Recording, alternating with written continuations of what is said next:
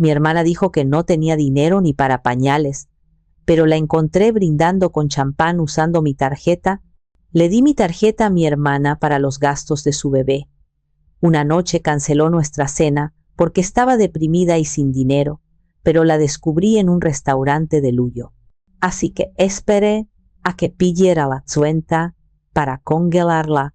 El mensaje de texto llegó a las 7 de la tarde, justo cuando me quitaba los tacones después de un día interminable en el despacho.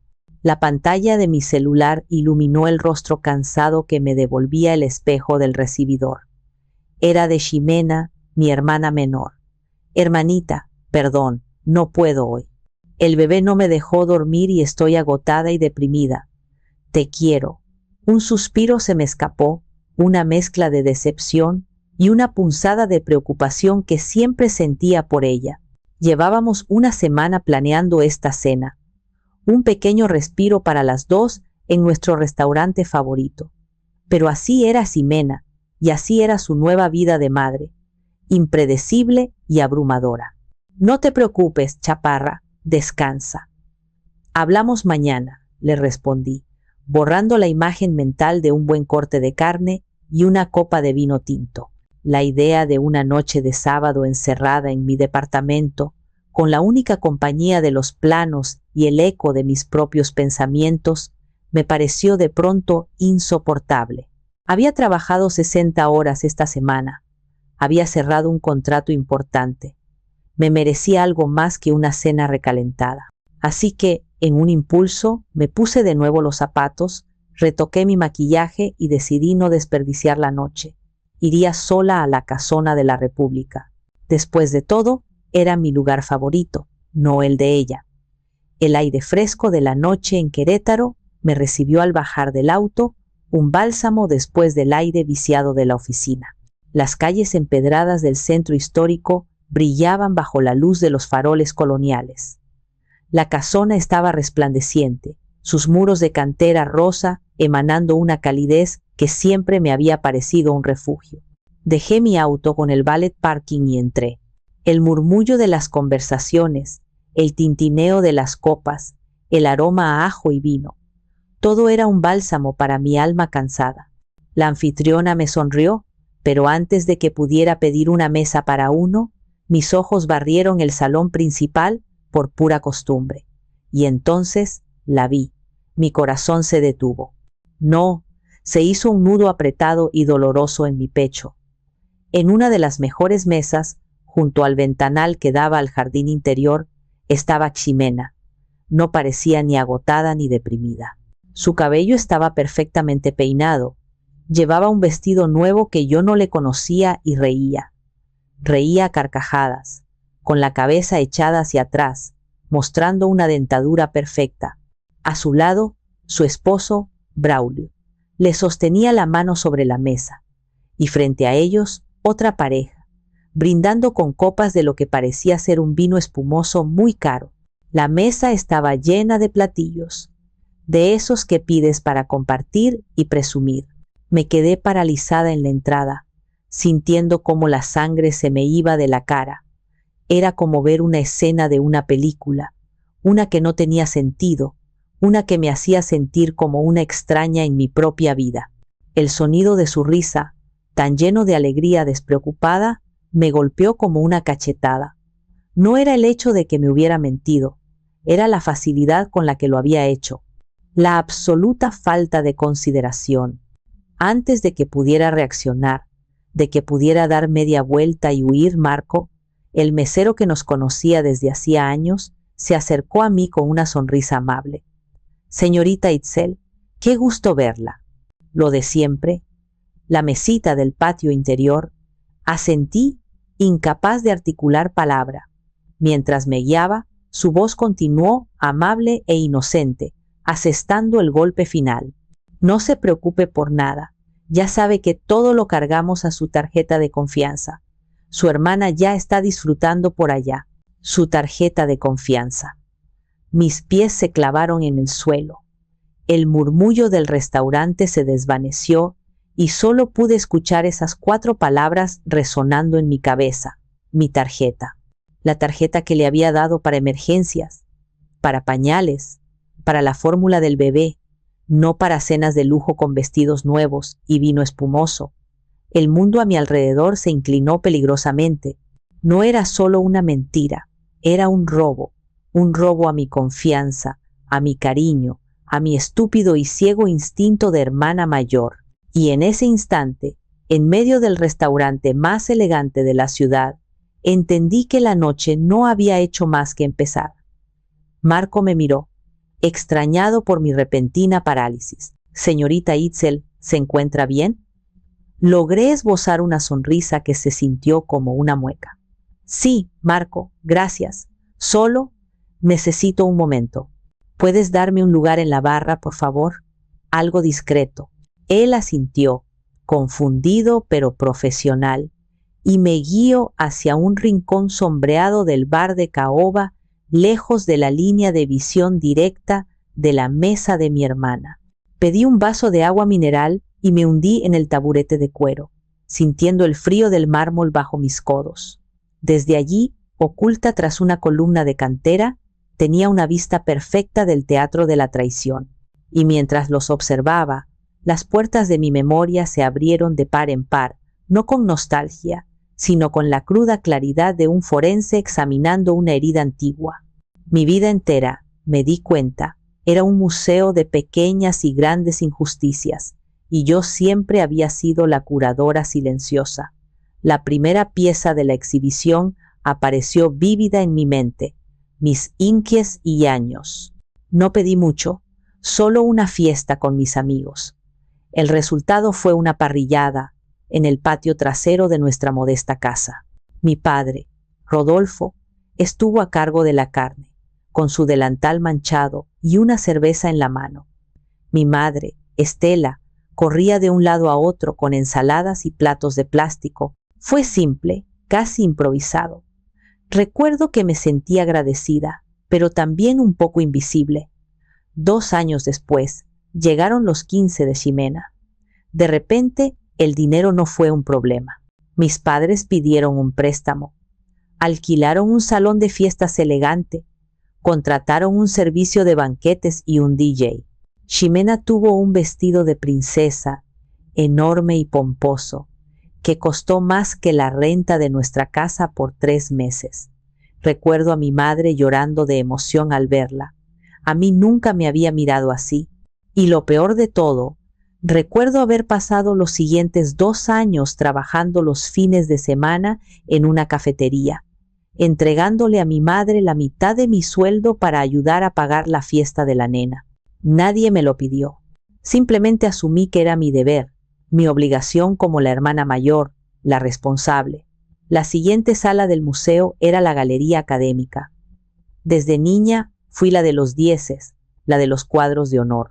Gané un lugar en la Facultad de Arquitectura de la Universidad Pública, una de las mejores del país. Fue una batalla, noches sin dormir estudiando, proyectos que me dejaban exhausta. Mis padres reaccionaron con un simple «Qué bueno, mija, es lo que tenías que hacer». Cuando me gradué con honores, lo celebraron llevándome a comer tacos. Mientras tanto, Ximena, que nunca fue buena estudiante, decidió que quería ir a una universidad privada carísima para estudiar diseño de modas. Mis padres movieron cielo, mar y tierra. Usaron sus ahorros, pidieron otro préstamo. La narrativa familiar era clara. Mi éxito era una obligación silenciosa. Los caprichos de Ximena eran sueños que debían ser financiados a toda costa. Por supuesto, abandonó la carrera al 2.º año porque no la inspiraba. Y en lugar de consecuencias, recibió consuelo y la promesa de que la apoyarían en lo que decidiera hacer después. Observé a mi hermana en el restaurante, gesticulando animadamente mientras contaba una anécdota. Se veía radiante, segura de sí misma. ¿De dónde venía esa seguridad? Venía de una vida sin redes de seguridad, porque siempre había tenido una red humana, mis padres, y sobre todo, yo. Cada vez que tenía un problema, desde un coche descompuesto hasta una tarjeta de crédito sobregirada, la solución mágica era háblale a tu hermana. Y yo, estúpidamente, siempre respondía. ¿Por qué? Porque en el fondo de mi corazón, una parte de mí creía que si resolvía suficientes problemas, si pagaba suficientes deudas, si la rescataba suficientes veces, algún día mis padres me mirarían con el mismo orgullo con el que miraban a Ximena. Algún día, mi valor en la familia no se mediría por mi utilidad, sino por mi existencia. Bebí un sorbo de agua. El hielo chocó contra el cristal, un sonido agudo en el murmullo del lugar. ¿Qué ilusa había sido? Estaba mirando la prueba viviente de que mi valor para ellos seguía siendo puramente transaccional. Yo era el banco, y mi hermana estaba, en ese preciso instante, haciendo un retiro muy generoso. El recuerdo de la universidad me llevó a otro, más reciente y más doloroso. La galería del sacrificio profesional. Cuando terminé mi carrera, las oportunidades no llovían del cielo. Acepté un trabajo en un pequeño despacho, con un sueldo modesto, pero con la promesa de aprender. Vivía en un departamento minúsculo. Comía sopa instantánea más noches de las que me gustaría admitir, y cada peso que ganaba lo reinvertía en mi futuro. Cursos, software, libros. Ahorré durante 3 años para poder dar el enganche de mi propio auto, un coche usado y confiable. Recuerdo la tarde que llegué a casa de mis padres, emocionada por mostrarles mi logro. Mi padre apenas levantó la vista del periódico. «Ah, qué bien. Ya era hora de que tuvieras coche, ¿no?».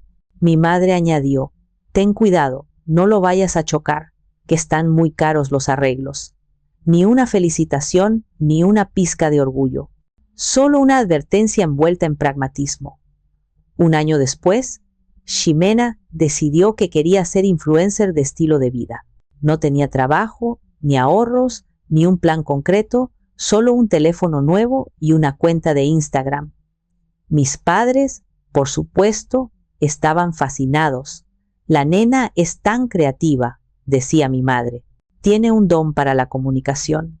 Su carrera consistía en tomarse fotos en cafés bonitos y escribir pies de foto con frases motivacionales que claramente copiaba de internet. Para eso necesitaba inversión. Un día, mi madre me llamó.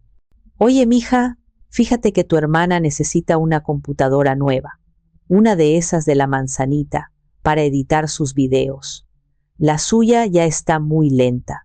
La implicación era clara. Yo, que había trabajado hasta el agotamiento para comprar mi propia laptop profesional, ahora debía financiar el capricho de mi hermana.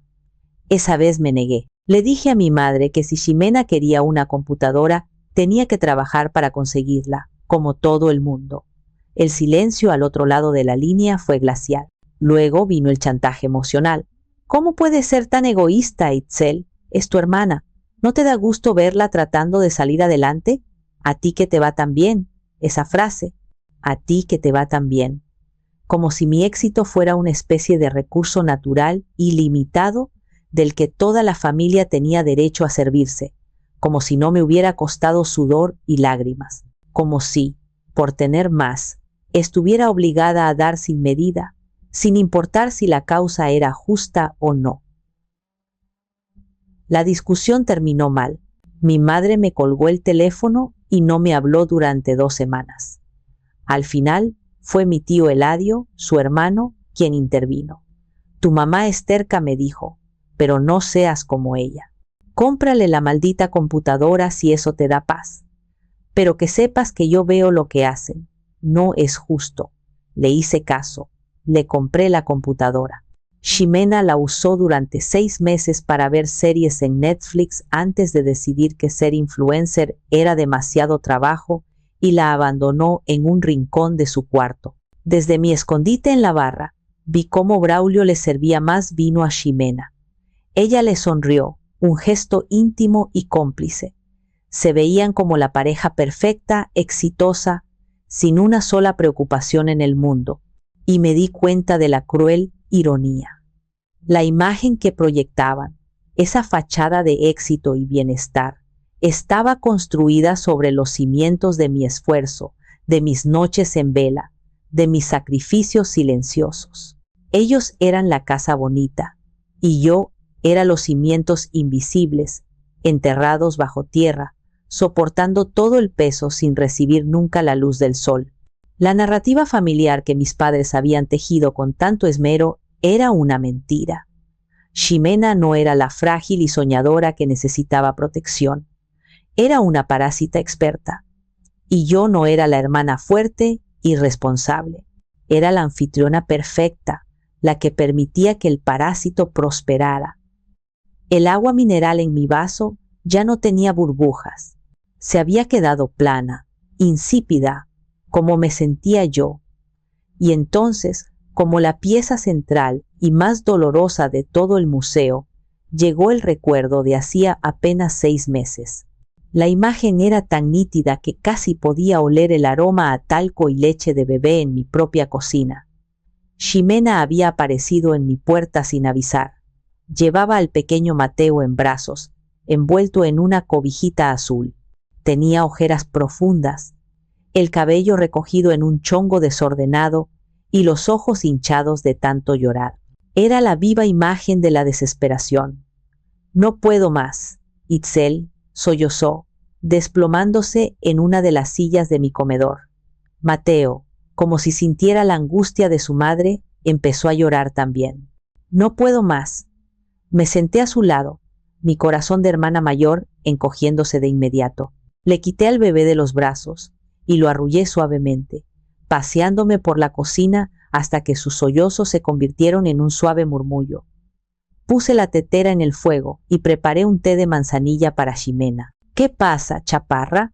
¿Es Braulio? ¿Están bien?», pregunté, temiendo lo peor. Ella negó con la cabeza, sorbiendo el té con manos temblorosas. «No, él está bien. Es todo. El dinero. No nos alcanza. La licencia de maternidad es una miseria. El sueldo de Braulio apenas cubre la renta y los servicios. Y Mateo, Dios, Itzel, come como un león. La fórmula es carísima. Los pañales». Se echó a llorar de nuevo, un llanto silencioso y amargo que me partió el alma. «Siento que estoy fallando. Siento que soy una mala madre porque no puedo darle lo que necesita. Ayer se me acabó la fórmula y tuve que pedirle prestado a la vecina». «¿A la vecina, Itzel? ¡Qué vergüenza!». En ese momento, todo el resentimiento acumulado, todas las injusticias del pasado, se desvanecieron. Solo vi a mi hermana pequeña, asustada y abrumada, necesitando ayuda. Vi a mi sobrino, un bebé inocente que no tenía la culpa de nada. Mi instinto protector se apoderó de mí. «No digas eso, Ximena. Eres una madre increíble. Solo estás pasando por un mal momento. Y para eso está la familia, para apoyarnos». Fui a mi habitación, abrí el cajón donde guardaba mis documentos importantes y saqué la tarjeta de crédito adicional que había solicitado hacía tiempo, pensando en tenerla para una emergencia. Regresé a la cocina y se la puse en la mano. Su piel estaba fría. «Toma», le dije con la voz más suave que pude. «Es una extensión de mi tarjeta principal. Úsala para el bebé, para lo indispensable. Para la fórmula, los pañales, las medicinas, si se enferma. No te preocupes por pagármelo ahora. Solo quiero que estés tranquila y que a Mateo no le falte nada». Ximena levantó la vista, sus ojos llenos de lágrimas y gratitud. «¿De verdad, hermanita?». «De verdad», le aseguré, apretando su mano. «Solo prométeme que la usarás con responsabilidad, solo para emergencias y para el bebé». Ella se levantó y me abrazó con fuerza, con el bebé dormido entre nosotras. «Te lo juro, Itzel, te lo juro. Eres la mejor hermana del mundo. No sé qué haría sin ti. Confío en ti», le dije, y en ese momento lo sentía de verdad. Creí en sus lágrimas, creí en su desesperación, creí que, finalmente, nuestra relación podría cambiar, que este acto de confianza genuina podría construir un puente sobre el abismo de favoritismo que siempre nos había separado. Creí que estaba invirtiendo en mi familia, en mi sobrino, en un futuro donde seríamos hermanas de verdad. Desde la barra del restaurante, El sonido de su risa me trajo de vuelta al presente, una risa cristalina, desinhibida. Vi cómo levantaba su copa para brindar. «Por los buenos tiempos», exclamó, su voz lo suficientemente alta para llegar hasta mi rincón. «Confío en ti». Las palabras resonaron en mi cabeza, burlándose de mí. Qué tonta, qué ciega. Le había entregado un cheque en blanco, no a una madre necesitada, sino a una estafadora profesional, y ella lo había estado cobrando, noche tras noche, sonrisa tras sonrisa, a mi costa. La rabia inicial, caliente y punzante, empezó a enfriarse, transformándose en una especie de claridad gélida y analítica. Me obligué a observar, a escuchar, a convertirme en una espectadora invisible de la obra que se representaba frente a mí. Necesitaba entender la magnitud de la mentira. Ximena era la protagonista indiscutible. Cada gesto, cada palabra, era una actuación calculada. Se inclinaba hacia la otra mujer de la mesa, contándole una historia con ademanes exagerados, provocando risas cómplices. Luego se volvía hacia Braulio, le susurraba algo al oído y le daba un beso juguetón en la mejilla. Era la anfitriona perfecta, la esposa adorable, la amiga encantadora. Una versión de mi hermana que yo nunca había visto, porque conmigo siempre interpretaba el papel de la víctima. Escuché fragmentos de su conversación, que el murmullo del lugar me traía a retazos, y entonces le dije a mi jefa que esa campaña no iba a funcionar, pero claro, no me hizo caso y fue un desastre. Jefa, Ximena no tenía trabajo desde que había abandonado la universidad. El viaje a San Miguel de Allende el mes que viene va a estar increíble. Ya reservé en ese hotel boutique que te conté. ¿Un viaje? ¿Con qué dinero? La semana pasada me había llamado llorando porque no tenía para pagar la luz. Braulio, su esposo, no era un mero espectador, era el coprotagonista. Asentía a todo lo que ella decía, le reía las gracias y añadía sus propios adornos a la farsa. Cuando el mesero trajo una torre de mariscos imponente, con langostinos, ostras y almejas, Braulio levantó una copa. Por mi mujer, la empresaria más exitosa que conozco, y por su buen gusto. Todos brindaron. Empresaria. La palabra me golpeó. ¿A qué se refería? Al inexistente negocio de marketing del que me había hablado hacía un año, antes de abandonarlo por falta de clientes. Entonces, la otra mujer en la mesa, una rubia con un bolso de diseñador que probablemente era genuino, preguntó: «Oye, Xime, ¿y esa bolsa que traes es la que te compraste en el viaje a Houston?» Ximena sonrió, un gesto de falsa modestia. «Ay, sí, fue una ganga, no te creas, un outlet». Recordé esa ganga. Hacía 2 meses, Ximena me había mostrado una foto del bolso en su celular. «Mira, hermanita, qué belleza. Cuesta una fortuna, claro. Algún día, yo, sintiéndome culpable por mi éxito, le había transferido una suma considerable de dinero para su fondo de emergencias del bebé, sugiriendo que usara una pequeña parte para darse un gusto. «No, ¿cómo crees?», me había dicho ella. «Todo es para Mateo». Aparentemente, Mateo tenía un gusto exquisito por los accesorios de lujo italianos. Mi mirada se desvió hacia el reloj en la muñeca de Braulio. Era nuevo, un modelo deportivo, grande y ostentoso. Definitivamente no era el reloj modesto que solía usar. Otro regalo de la exitosa empresaria, o un capricho pagado con el dinero destinado a las vacunas de mi sobrino. Cada detalle era una nueva pincelada en un cuadro grotesco de engaño.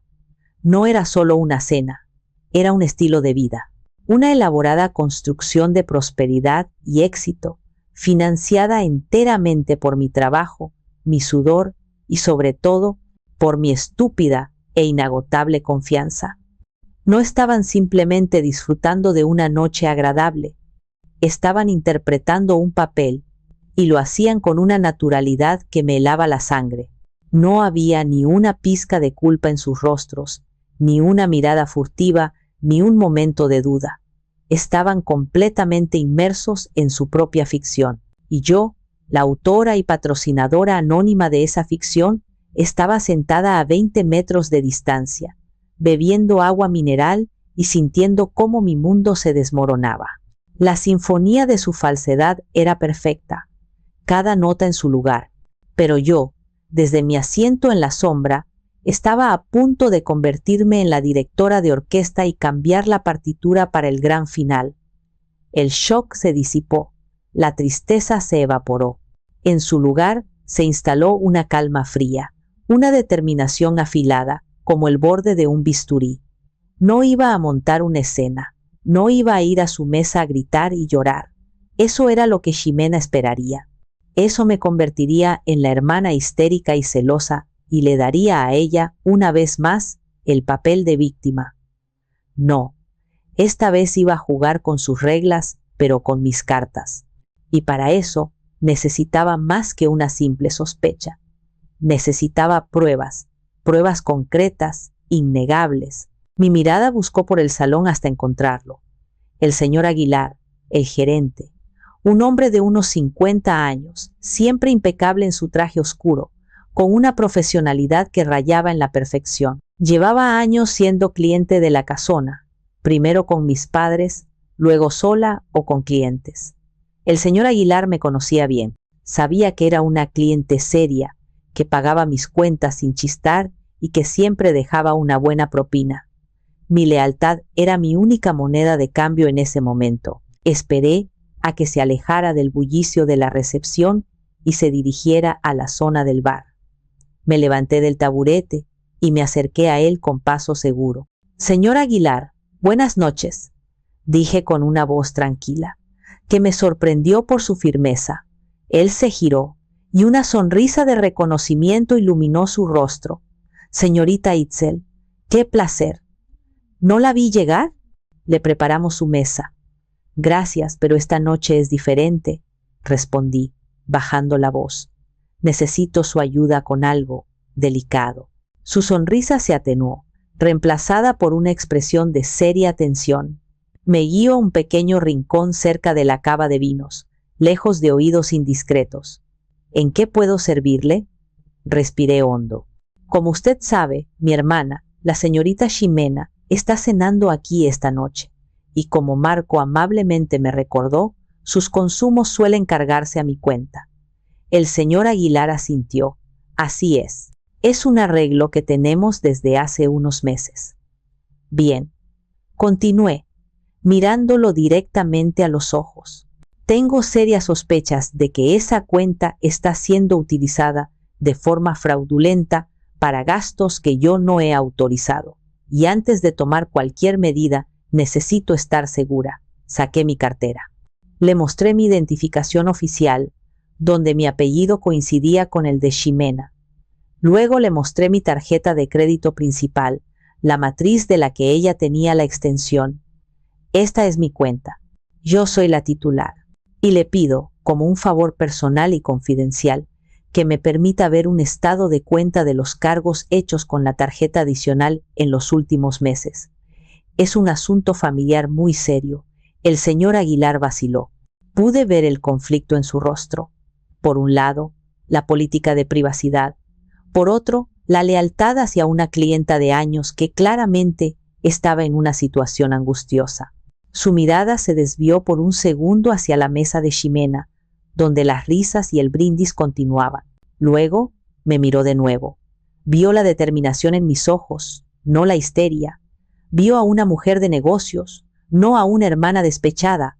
Tomó una decisión. Espéreme aquí, por favor. Seré discreto.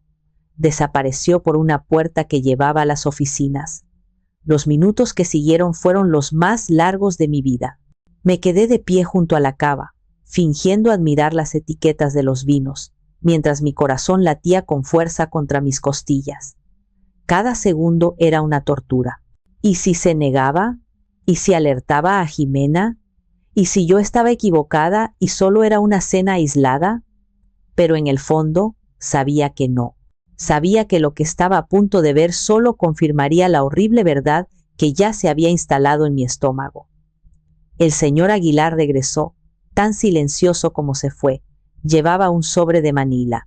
Me lo entregó sin decir una palabra, solo con una mirada que era una mezcla de compasión y profesionalismo. Gracias, susurré, tomando el sobre. Se sentía pesado, como si contuviera el peso de meses de engaños. Me retiré a mi rincón en la barra. Con manos temblorosas, pero con el alma firme, abrí el sobre. La verdad, estaba impresa en blanco y negro, y estaba a punto de leerla. Me senté de nuevo en el taburete, dándole la espalda al salón, creando una pequeña burbuja de privacidad en medio del bullicio. El papel dentro del sobre se sentía frío al tacto. Saqué las hojas, 3 páginas impresas con el logo del restaurante. Eran los estados de cuenta de los últimos 3 meses, detallando cada cargo hecho con la tarjeta adicional, la que llevaba el nombre de Ximena.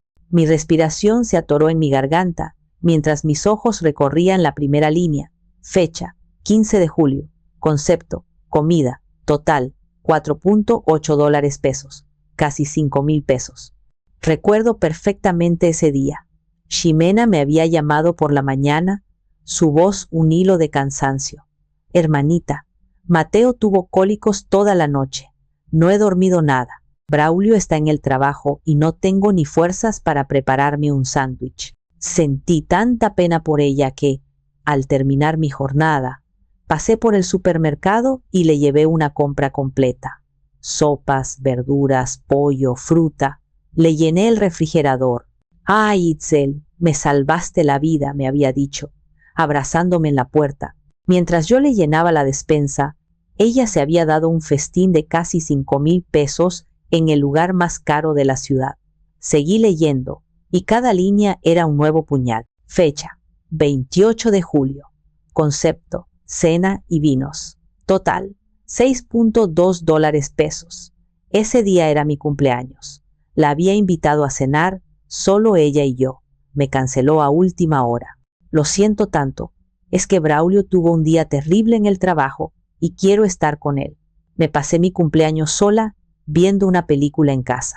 Ella, mientras tanto, celebraba no sé qué cosa, bebiendo vinos que costaban más de lo que yo gastaba en mi despensa de todo el mes. Fecha, 10 de agosto. Concepto, spa y comida.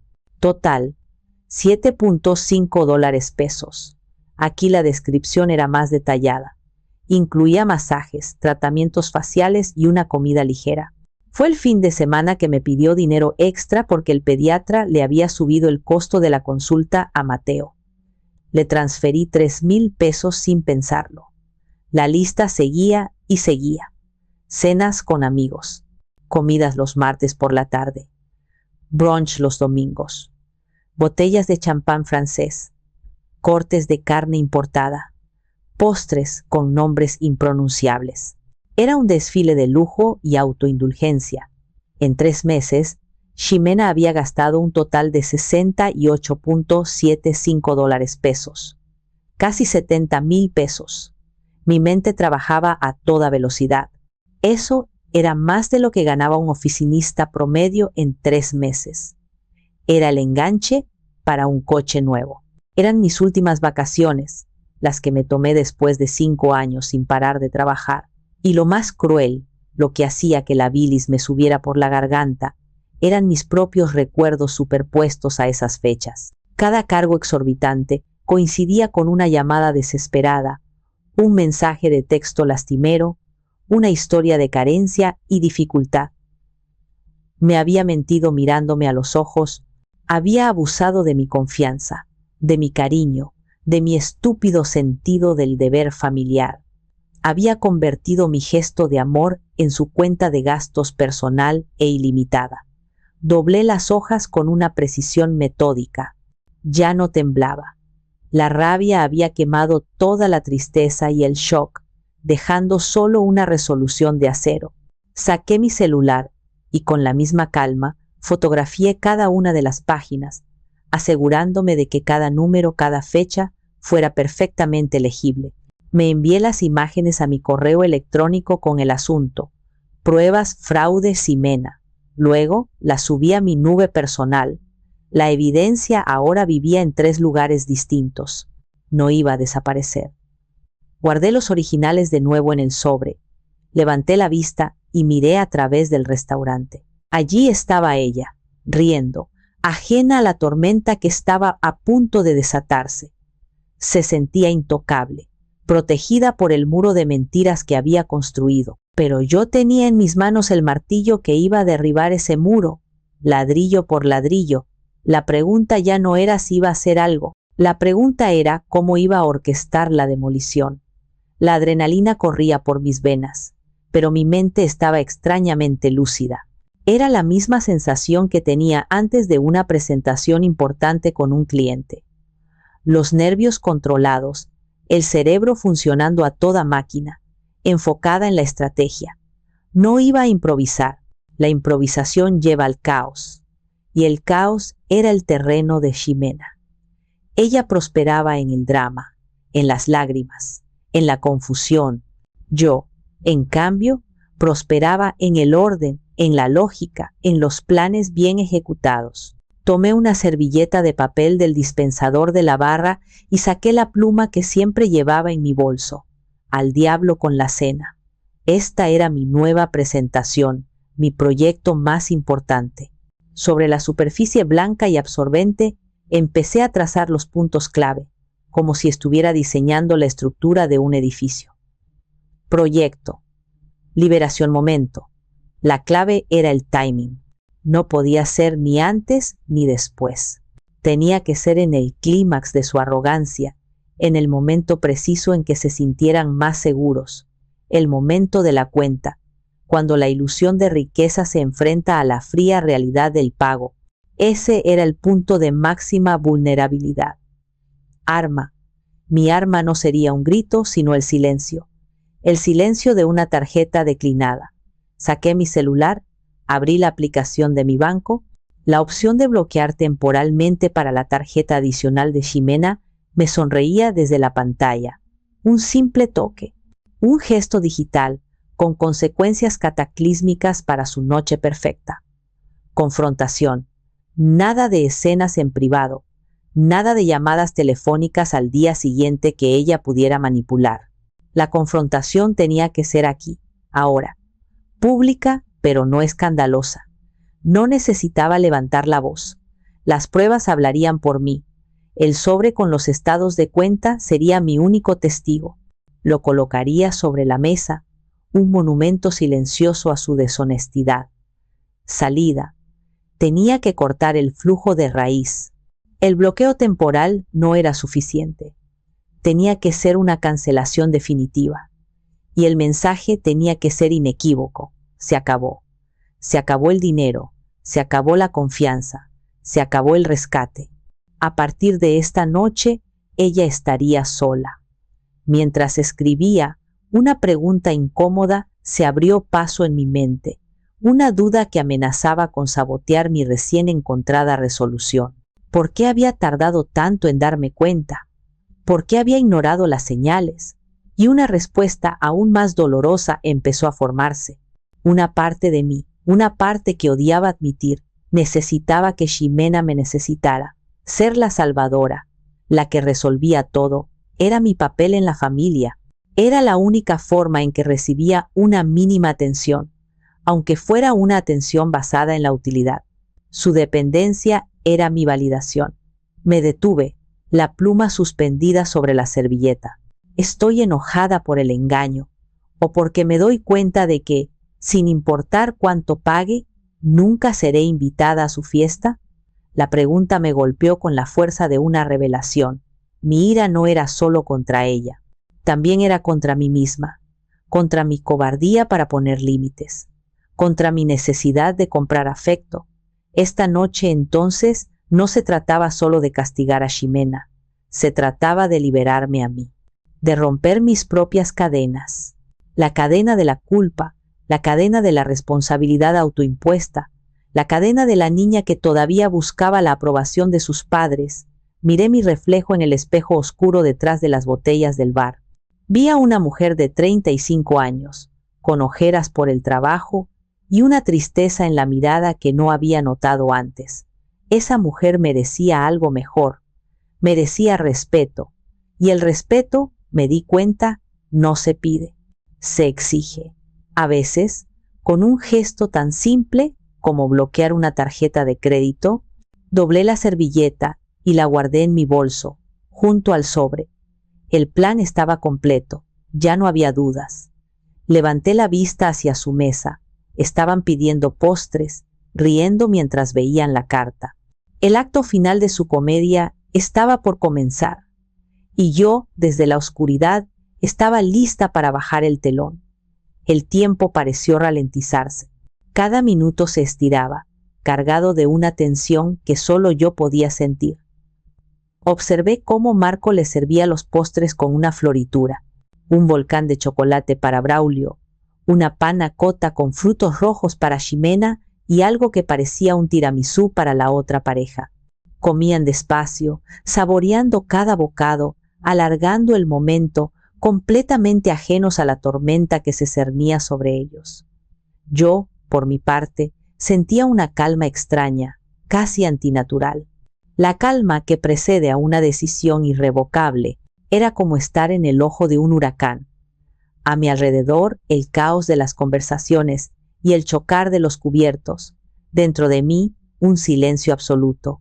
Ya no había ira, ni dolor, solo un propósito claro. Pedí un café expreso. Necesitaba algo fuerte, algo que me anclara al presente. El barista me lo sirvió en una taza diminuta. El líquido oscuro y amargo me quemó la lengua. Un recordatorio agudo y bienvenido de la realidad.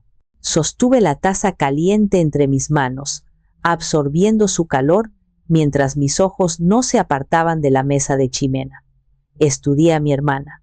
Estaba radiante. Llevaba el cabello suelto, cayendo en ondas sobre sus hombros.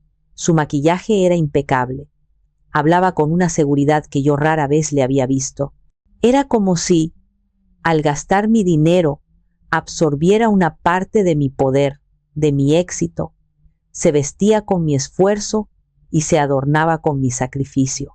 Y lo peor era que se veía cómoda en esa piel prestada. Se creía merecedora de todo aquello. Braulio era su eco. Le reía las gracias. La miraba con una admiración que me revolvía el estómago. Él sabía. Por supuesto que sabía.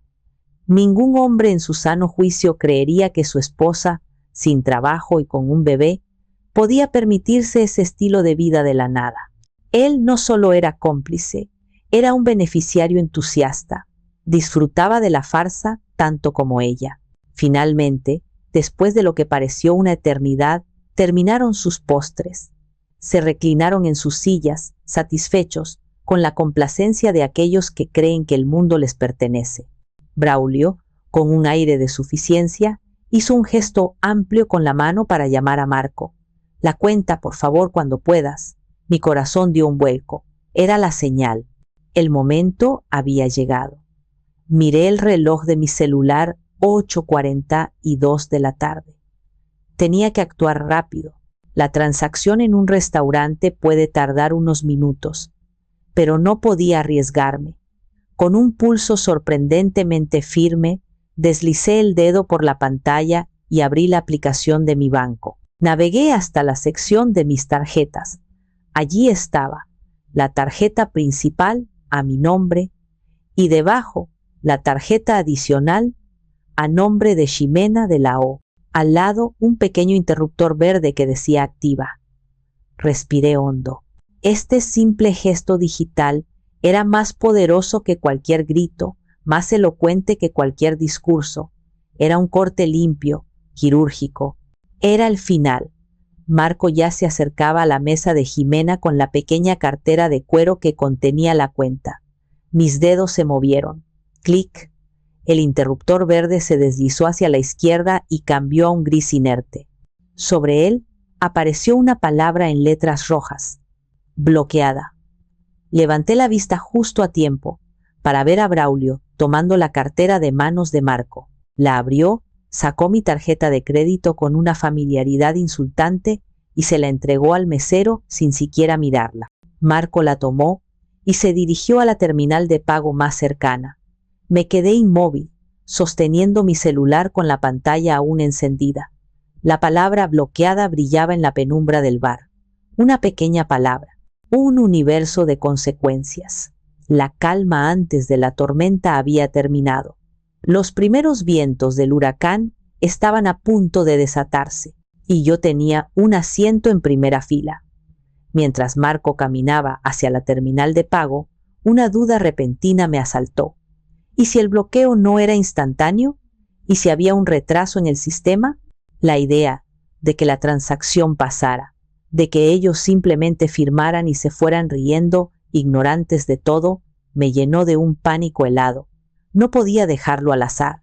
Necesitaba una confirmación absoluta. Dejé mi café a medio tomar sobre la barra, me deslicé del taburete y caminé con paso rápido pero silencioso hacia la salida del restaurante, como si fuera a atender una llamada importante.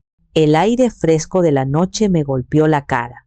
Saqué mi celular y en lugar de confiar en la aplicación, busqué el número de atención a clientes del banco que estaba impreso en el reverso de mi propia tarjeta. El teléfono sonó 1, 2 veces y luego una voz grabada me guió a través de un laberinto de opciones. Para reportar su tarjeta como robada o extraviada, presione 1. Presione 1. Esperé, mientras una música de ascensor insoportablemente alegre sonaba en mi oído. Cada segundo se sentía como una hora. Mi mirada estaba fija en la puerta de la casona. Finalmente, una voz humana. Buenas noches, está hablando con Ricardo. ¿En qué puedo ayudarle? Mi voz, cuando hablé, sonó extrañamente calmada, como si estuviera discutiendo un asunto de negocios rutinario. Buenas noches, Ricardo. Habla Itzel de la O. Necesito reportar un fraude y bloquear una tarjeta de inmediato. Claro, señorita de la O, permítame ayudarla. ¿Me puede confirmar los últimos 4 dígitos de su tarjeta principal y su fecha de nacimiento, por favor? Le di la información rápidamente. Hubo un tecleo del otro lado de la línea. Muy bien, todo en orden. ¿Se trata de su tarjeta principal o de una adicional? ¿De una adicional?, respondí, mi corazón martilleando contra mis costillas.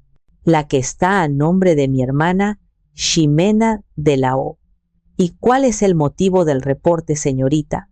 Hice una pausa. Podría haber dicho que la había perdido. Podría haber inventado una excusa. Pero en ese momento necesitaba decir la verdad, aunque fuera un extraño.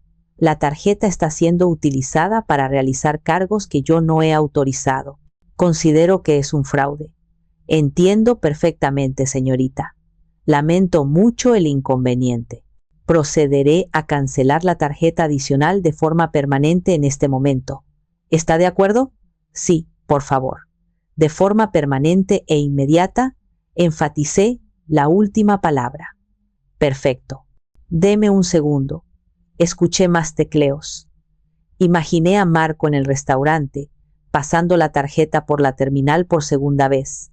El tiempo se agotaba. Listo, señorita de la O. La tarjeta adicional con terminación 5482 ha sido cancelada permanentemente. Ya no podrá ser utilizada para ninguna transacción.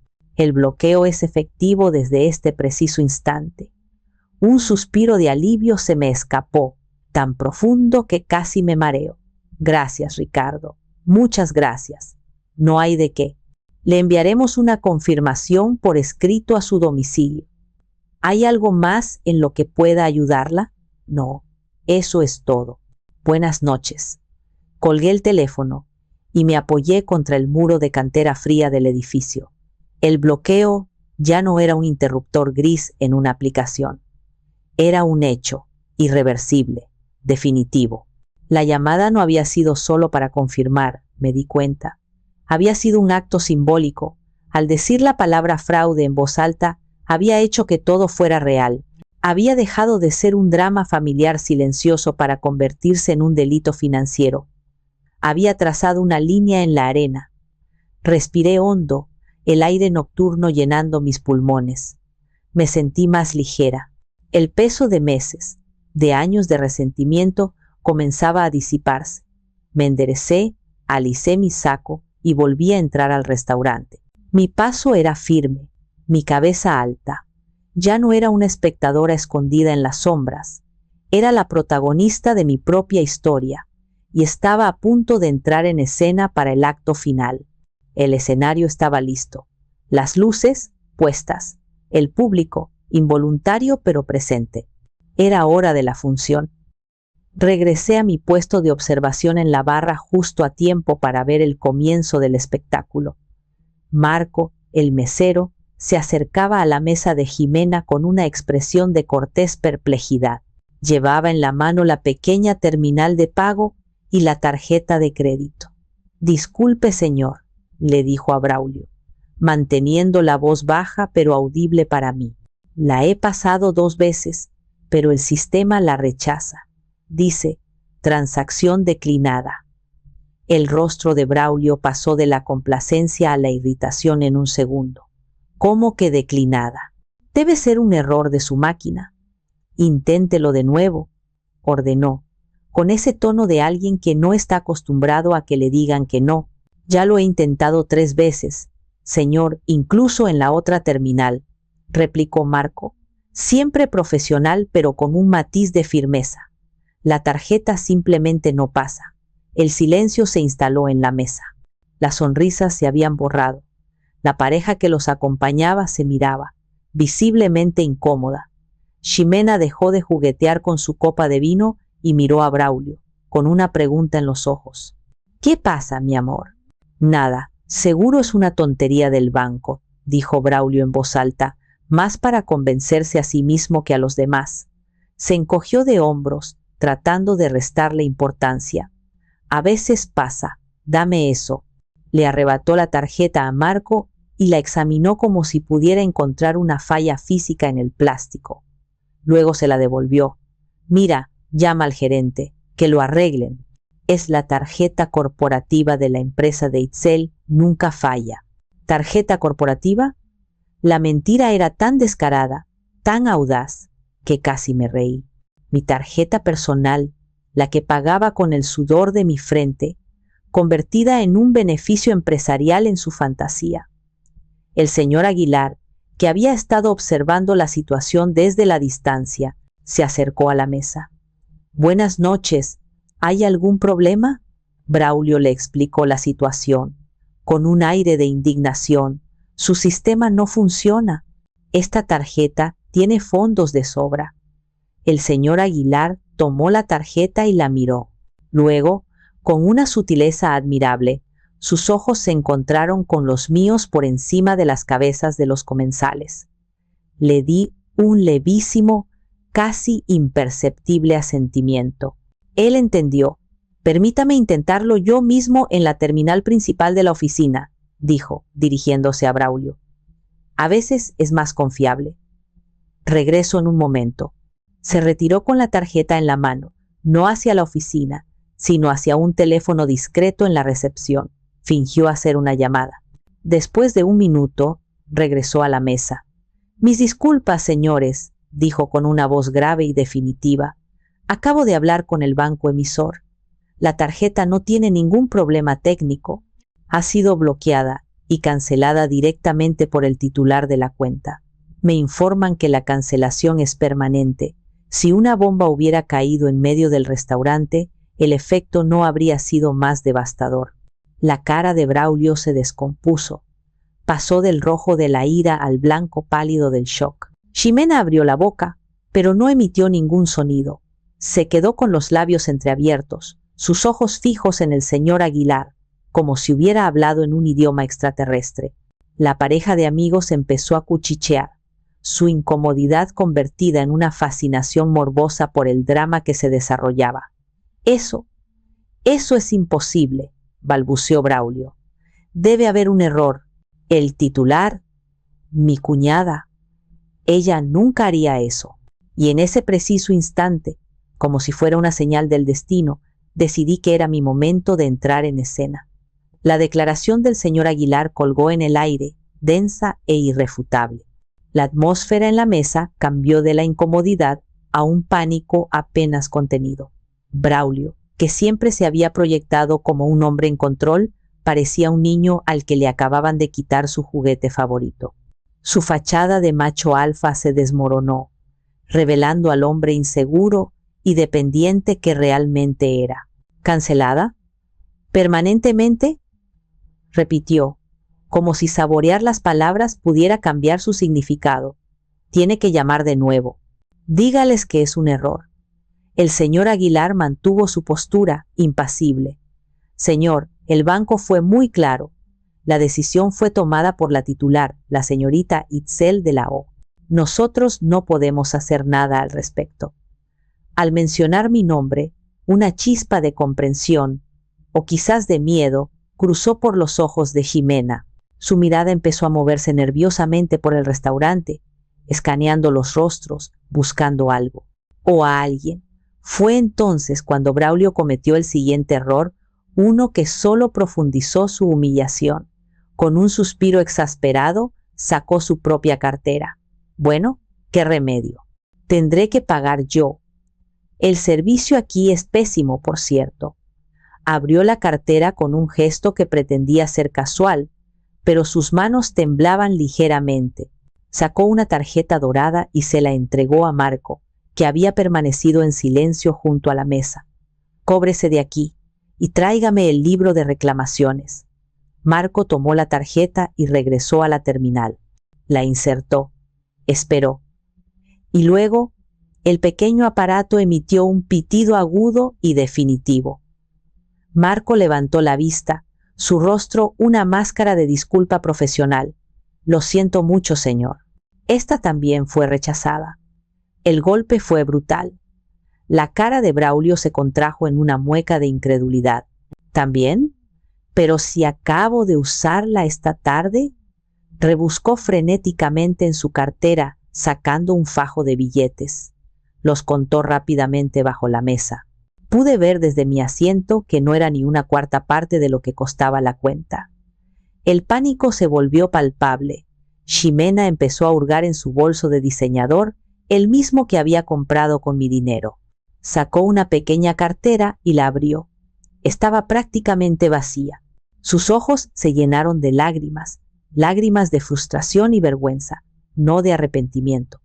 La pareja de amigos, que hasta ahora habían sido espectadores silenciosos, decidieron que ya habían tenido suficiente. El hombre carraspeó. Oigan, nosotros, se nos hace tarde. Tenemos que irnos. La mujer asintió vigorosamente. Sí, la niñera nos está esperando. Sacaron dinero de sus carteras, calcularon rápidamente su parte de la cena, lo dejaron sobre la mesa y se levantaron. Estuvo delicioso. Ya nos hablamos, ¿eh? Y sin esperar respuesta, se escabulleron del restaurante, dejando a Ximena y a Braulio solos en medio de su desastre financiero. La humillación era total. Estaban varados, expuestos, sin dinero, sin amigos, sin coartadas. La cuenta, una suma considerable de casi 8,000 pesos, yacía sobre la mesa como una bomba de tiempo. Y fue entonces, en el apogeo de su desesperación, cuando la mirada de Ximena finalmente encontró la mía. Yo ya no estaba escondida. Me había movido a una mesa vacía, más cerca, en su campo de visión. No sonreía, no me burlaba. Simplemente la observaba, con una expresión neutra, sosteniéndole la mirada. El reconocimiento en sus ojos fue instantáneo, luego el shock, y finalmente el terror puro y absoluto de ser descubierta. Su rostro perdió todo el color. Sabía que yo lo sabía todo, y sabía que yo era la causa de su predicamento. El juego había terminado. El contacto visual fue como un chispazo eléctrico. Vi el torbellino de emociones en los ojos de mi hermana. La sorpresa inicial, la negación, el miedo que se transformaba en ira. Su boca se abrió y se cerró, como un pez fuera del agua. Por un instante, pareció que iba a gritar mi nombre, a montar la escena que yo había decidido evitar, pero se contuvo. La presencia del señor Aguilar y de Marco, testigos silenciosos de su caída, la mantuvo anclada a un mínimo de decoro. Braulio siguió la dirección de su mirada y finalmente me vio. Su reacción fue diferente. No hubo sorpresa, solo una furia sorda que le ensombreció el rostro. Entrecerró los ojos, como si intentara fulminarme con la mirada desde la distancia. En su mente yo era la villana, la aguafiestas, la que había arruinado su noche perfecta. No había ni rastro de autocrítica o vergüenza. Llegó mi momento. Con una calma que no sabía que poseía, me levanté de la silla, alicé mi saco, tomé el sobre de Manila de la mesa y comencé a caminar hacia ellos. Cada paso resonaba en el suelo de mármol con una finalidad deliberada. El murmullo del restaurante pareció disminuir a medida que me acercaba. Podía sentir las miradas curiosas de las otras mesas, atraídas por la tensión palpable que emanaba de la escena. No me detuve a su lado. Caminé hasta la cabecera de la mesa, el lugar vacío que simbólicamente me correspondía, como la matriarca no reconocida de esta farsa. No me senté. Permanecí de pie, una figura de autoridad silenciosa. Mi altura, acentuada por los tacones, me daba una ventaja física y psicológica. Los miré desde arriba, primero a Braulio, luego a Ximena. Vaya, vaya, dije, mi voz sonando clara y firme en el silencio expectante. Qué sorpresa encontrarlos aquí. Creí que estabas en casa, hermanita. Agotada y deprimida, ¿no es así? Ximena se encogió en su asiento. El color volvió a sus mejillas, pero esta vez era el rojo intenso de la humillación. Itzel, yo, te lo puedo explicar, balbuceó. ¿Explicar? Repetí, arqueando una ceja. ¿Vas a explicarme el milagro de tu recuperación? ¿O quizás vas a explicarme la tarjeta corporativa de mi empresa inexistente? Braulio apretó la mandíbula. No tienes derecho a hablarnos así. Esto es un asunto privado. Se volvió asunto mío en el momento en que decidieron financiar su lujoso estilo de vida con mi dinero, repliqué, mi voz adquiriendo un filo de acero. Y entonces realicé el gesto que había ensayado en mi mente una y otra vez. Con un movimiento lento y deliberado, dejé caer el sobre de Manila sobre la mesa.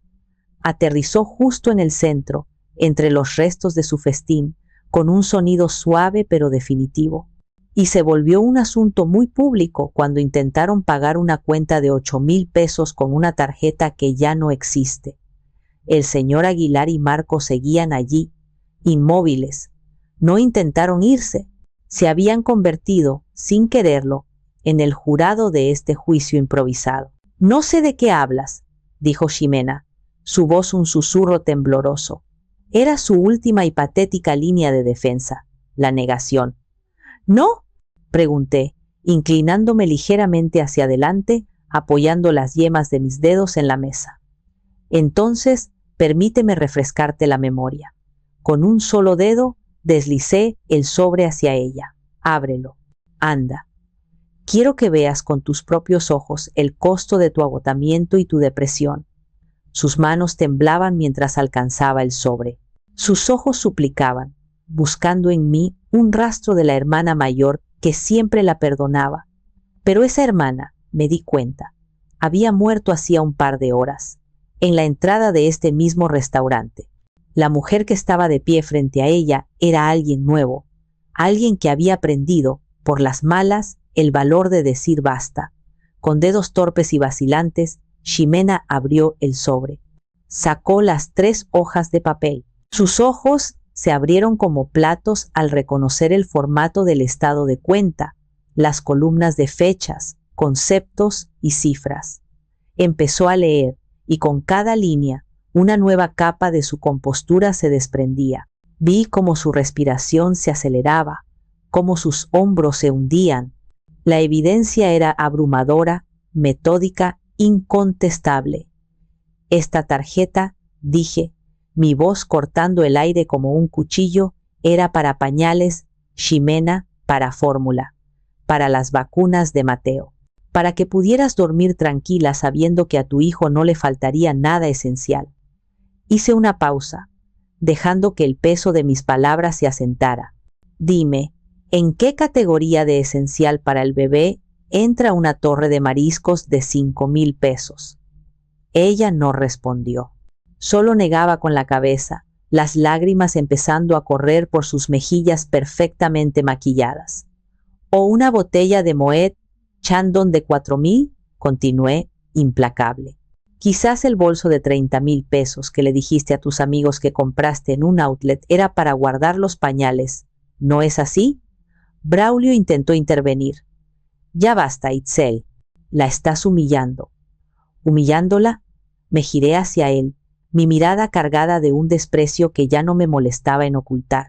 ¿Y qué hay de la humillación de trabajar 70 horas a la semana para que ustedes puedan jugar a ser ricos? ¿Qué hay de la humillación de recibir una llamada de mi hermana llorando porque no tiene dinero, mientras en secreto se gasta mi sueldo de una semana en una sola cena? De esa humillación nadie habla, ¿verdad? Mi voz se había elevado, no en un grito, sino en una oleada de justa indignación. La gente de las mesas cercanas ya no disimulaba. Estaban mirando abiertamente, escuchando cada palabra. Y entonces ocurrió el giro que no esperaba, el momento en que la máscara de víctima de Ximena se hizo añicos y reveló el monstruo de resentimiento que se escondía debajo. Levantó la cabeza de golpe, sus ojos ya no llorosos, sino llameantes de rabia. «Cállate», gritó, su voz resonando en el salón. «¿Tú qué vas a saber? Para ti siempre todo ha sido fácil. La perfecta Itzel, la arquitecta exitosa, la que todo lo tiene». Se puso de pie de un salto, tirando su silla hacia atrás. «No tienes idea de lo que es luchar de verdad, de sentir que no eres suficiente. Siempre mirándome por encima del hombro, juzgándome. ¿Creías que iba a estar agradecida por tus migajas? ¿Por tu caridad?» La explosión fue tan inesperada, tan llena de veneno, que me dejó sin aliento por un segundo. Su arrebato no era una disculpa, era una acusación. En su mente distorsionada, ella no era la villana. Yo lo era. Yo, por ser exitosa. Yo, por tener los medios para ayudarla. Yo, por existir de una manera que aparentemente la hacía sentir inferior. Su confesión involuntaria fue la detonación final. Expuso la verdad más profunda y fea de todas. No se trataba del dinero, se trataba de envidia, de un resentimiento tan arraigado que la había llevado a castigarme a través de mi propia generosidad. Quería mi dinero, sí, pero más que eso, quería derribarme, reducirme a su nivel, demostrar que ella también podía tener lo que yo tenía, sin importar el costo moral. En ese instante, todo el dolor que había sentido se evaporó. Ya no había tristeza ni decepción, solo una inmensa y liberadora claridad.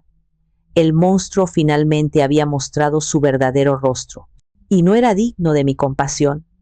El eco del grito de Ximena pareció congelar el tiempo. Por un instante, el restaurante entero quedó en un silencio sepulcral, roto únicamente por el suave zumbido del aire acondicionado. Todos los ojos estaban clavados en nuestra mesa, en mi hermana, que jadeaba con el pecho subiendo y bajando, su rostro congestionado por la rabia.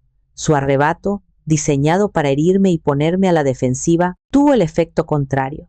Me dio una fuerza que no sabía que tenía.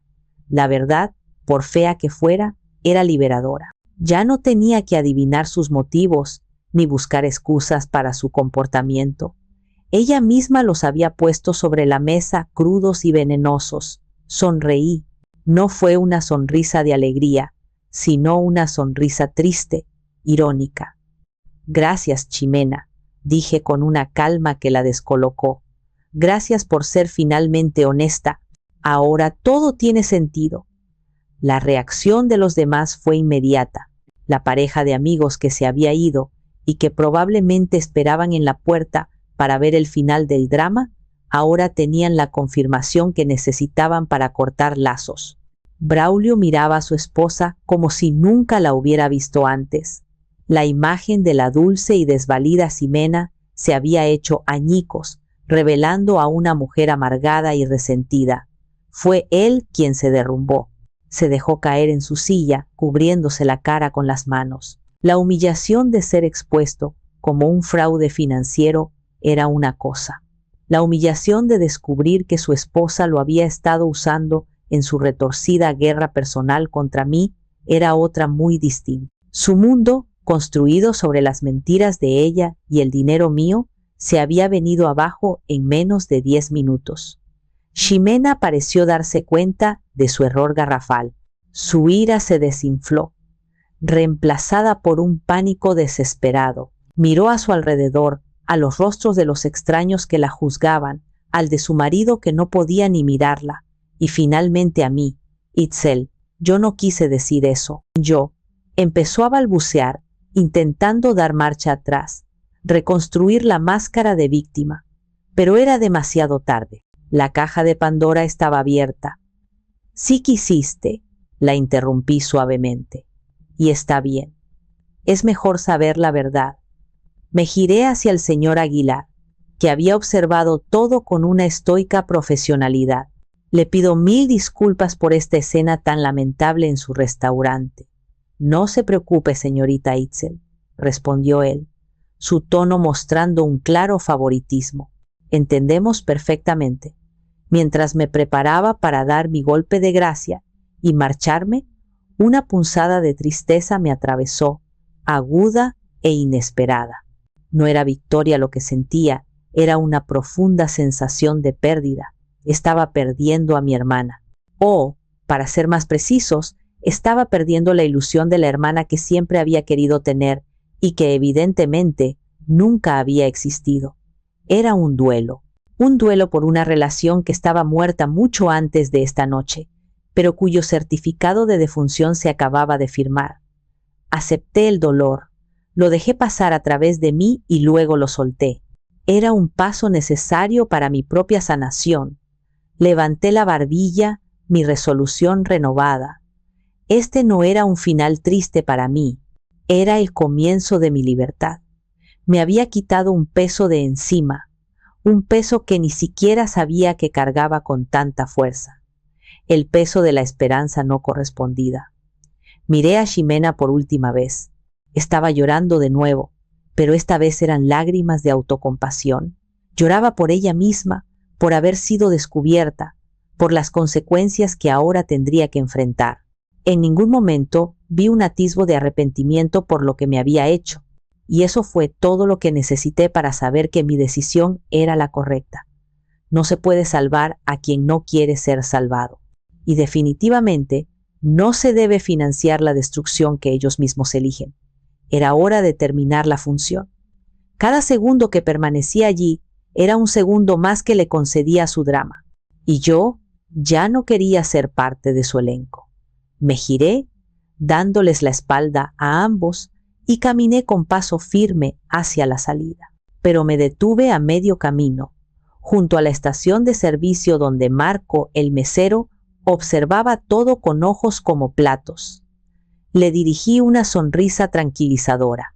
Él era solo un empleado haciendo su trabajo, atrapado en medio de nuestro desastre familiar. Puse mi mano sobre su brazo. Marco, dije en voz alta, lo suficientemente fuerte para que toda la mesa lo oyera. La cuenta restante, con todo lo que consumieron, por favor, divídela exactamente en 2. Una parte para el señor y otra para la señora. Hice un gesto con la cabeza hacia la mesa. Y asegúrate de incluir una generosa propina para ti en ambas cuentas. Te la has ganado esta noche. Marco asintió, una chispa de comprensión y quizás de gratitud en su mirada. Era mi último acto de poder, pero también un acto de justicia para un inocente. Luego me giré una última vez, no para mirar a mi hermana, sino para dirigirme a Braulio, que seguía con la cabeza entre las manos. Bienvenidos a la vida real, le dije, mi voz desprovista de toda emoción, donde las cosas cuestan y las cuentas se pagan. Resuélvanlo ustedes. Y con eso di media vuelta y caminé hacia la puerta sin mirar atrás. No corrí, no huí, simplemente me fui. Al pasar por la puerta principal, el aire fresco de la noche me golpeó como una bendición. Sentí como si hubiera estado conteniendo la respiración durante años y finalmente pudiera exhalar. No escuché lo que pasó después. No sé cómo pagaron. Quizás llamaron a mis padres para que los rescataran, como siempre. Quizás tuvieron que dejar el reloj nuevo de Braulio o el bolso de Jimena como garantía. O quizás tuvieron que pasar la humillación de lavar platos, aunque eso solo pasa en las películas. Francamente, no me importaba. Su problema ya no era mi problema. Mientras esperaba que el valet me trajera mi auto, me permití sentirlo todo. La rabia, el dolor, la tristeza por la pérdida, pero por encima de todo, una abrumadora sensación de alivio. Era la misma sensación que se tiene después de una cirugía dolorosa pero necesaria. Estás magullado, adolorido, pero sabes que te han extirpado el tumor que te estaba matando lentamente. Ximena había sido mi tumor. Un cáncer de dependencia y manipulación que había crecido alimentado por mi culpa y mi amor malentendido. Y esa noche lo había extirpado. La cirugía había sido pública y brutal, pero necesaria. El valet llegó con mi coche. Le di una propina generosa y me subí. Al encender el motor, me miré en el espejo retrovisor. La mujer que me devolvía la mirada parecía diferente. Seguía cansada, pero sus ojos tenían una nueva chispa. Una chispa de fuerza, de autorrespeto. Era la mirada de alguien que había librado una batalla importante y había ganado. No había ganado contra su hermana. Había ganado contra sí misma. Contra la versión de sí misma que permitía el abuso, que confundía la sangre con una obligación incondicional. Arranqué y me alejé del restaurante, dejando atrás las luces brillantes, el drama y los fantasmas de mi pasado. Conduje por las calles silenciosas de Querétaro, sin un destino fijo, simplemente disfrutando de la sensación de estar al volante de mi propia vida, literal y figurativamente. Por primera vez en mucho tiempo, el camino por delante se sentía completamente mío y estaba despejado. Las semanas que siguieron fueron ruidosas. Mi teléfono no paraba de sonar. Primero fueron los mensajes de Ximena, una mezcla tóxica de súplicas, insultos y acusaciones. Luego, las llamadas de mi madre, Estela, su voz temblando de indignación, no por la traición de Ximena, sino por mi crueldad. ¿Cómo pudiste hacerle eso a tu hermana? Crear un escándalo público, humillar a la familia. Mi padre Rodolfo me envió un único mensaje. Estoy muy decepcionado de ti, Itzel. Escuché a todos, a mis tías, que me llamaban para decirme que la familia es lo primero, a mis primos, que opinaban sin saber la mitad de la historia, y con cada llamada, con cada mensaje, la decisión que tomé esa noche en la casona se sentía más y más correcta. La única persona que me llamó para ofrecerme su apoyo incondicional fue mi tío Eladio. Hiciste lo que tenías que hacer hace mucho tiempo, sobrina, me dijo. A veces, el mayor acto de amor es poner un límite. No respondí a los ataques. Simplemente empecé a construir un muro de silencio saludable. Bloqueé los números que me traían angustia y dejé de atender las llamadas que buscaban culparme. Me di cuenta de que no estaba perdiendo a mi familia. Estaba escapando de un sistema tóxico que me había mantenido prisionera durante 35 años. La paz llegó gradualmente, como el amanecer. Empecé a redescubrir el placer de mi propia compañía.